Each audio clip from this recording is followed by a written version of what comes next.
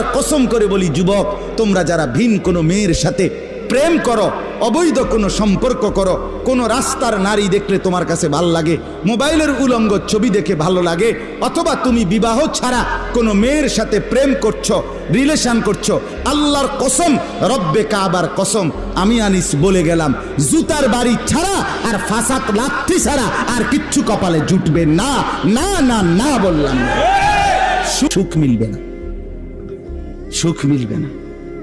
হারামের মধ্যে সুখ হয় না, নাজায়েজের মধ্যে সুখ হয় না, অবৈধ প্রেম করে সুখ হয় না।